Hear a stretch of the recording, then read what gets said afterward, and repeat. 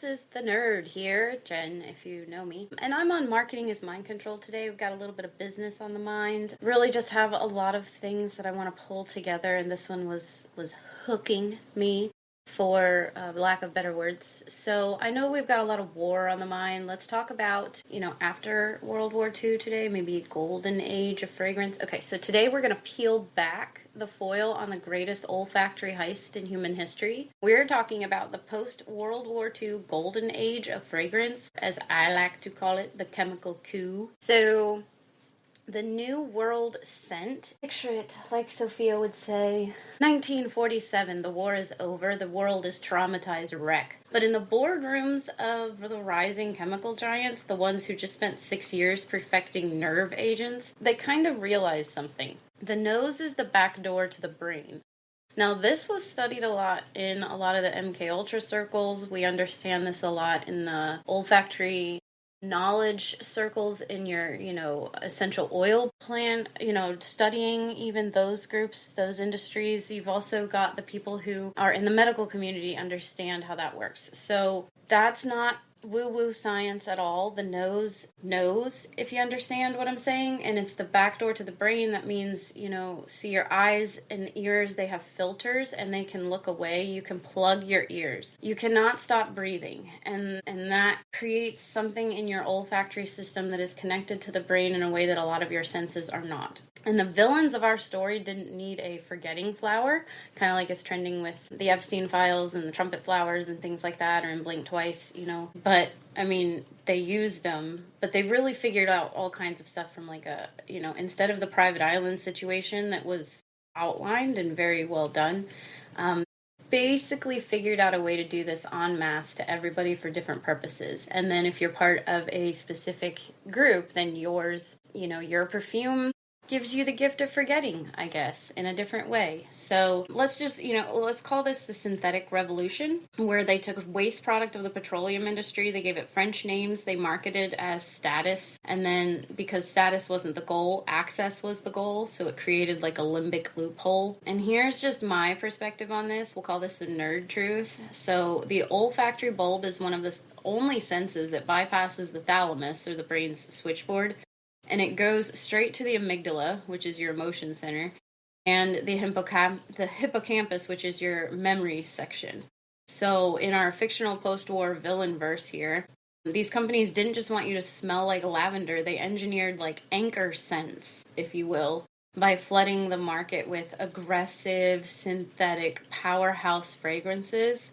I think grandmas in the 70s, the heavy hitters in the 70s and the 80s, they were essential. Basically, they were like tagging the population, right? So if you can associate a specific synthetic molecule with success or safety at a subconscious level, you've bypassed the target's logic, basically. And you aren't just buying a bottle, you're buying more like a chemical command. And then they input, the pheromone situation and all that kind of discussion topic, but that's, for another podcast here. So let's look at the marketing of that. So now they've got these post-war chemical companies creating proprietary blends, if you will. So the brilliance of that villainy, if you will, is the great erasure. Post-World War II marketing launched a war on the basic idea of human-animal, and they used pheromones to control us. And the things that we used to pick our partners on and sense fear, those were offensive. They replaced our biological radar with proprietary blends. This is what, Blink Twice showcases in that gift of forgetting red package. But if you can make a population disgusted by their own natural scent, and you can force them to pay for a corporate-approved replacement that has different chemicals for different reasons, and, because of trade secret laws, you don't really have to tell the customer what it is. Is it just musk? Was it a low-dose sedative? Was it a cognitive dampener designed to make the 9-to-5 grind feel more tolerable? We'll never really know because the ingredients just say parfum, right? And natural scents or whatever those mean. So if we're not sure what these chemicals do and they were created by nerve agents, it's not out of the realm of possibility that we ask questions, right? Well, we haven't. And then you've got the song Drops of Jupiter, I think it was. Is that the one where trains things about, accept cologne because it's poison. Maybe he was right, maybe he was right. I mean, think about the 80s Powerhouse era with scents so strong they would take over a room, right? And in that villain story, that's not just fashion, that's territorial marking. It's about dominance, about creating an environment where the air itself is owned by a brand. Think Abercrombie in the 90s. If you're breathing their air, you're paying their rules, playing by their situations, and you're docile, basically. You're suggestible. You're a consumer. You're not a citizen. You're not a free agent. You are consuming something of theirs, and they are locking you in to consume more, whatever the purpose is. And that can vary on the purpose. And a lot of times scent is used, quote unquote, nicely to help people think nicer or be nicer. Case in point, I didn't understand a lot of this. I had studied a lot of pheromones, and I obviously loved Potion Number 9 with Sandra Bullock back in the day, but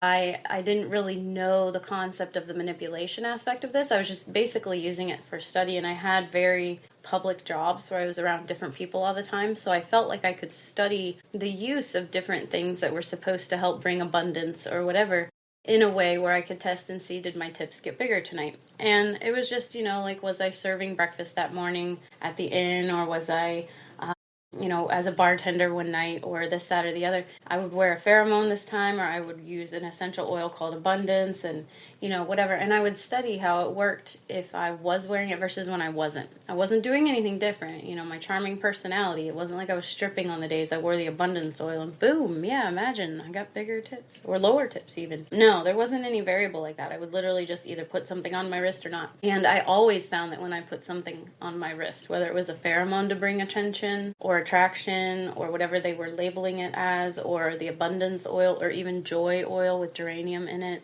I always got bigger tips.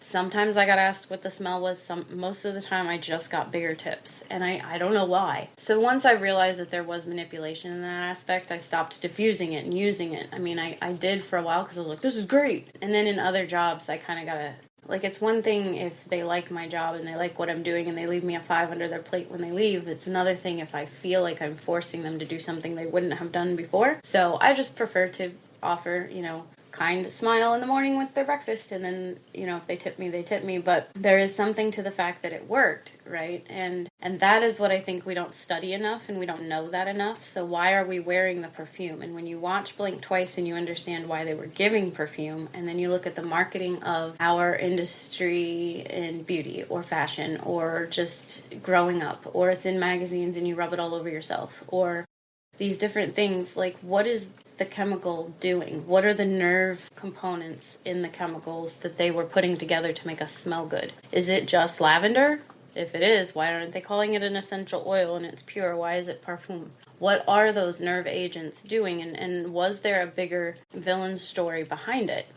So the next time you spray that vintage bottle or grandma's old, what do they call it? Dior or Red Door?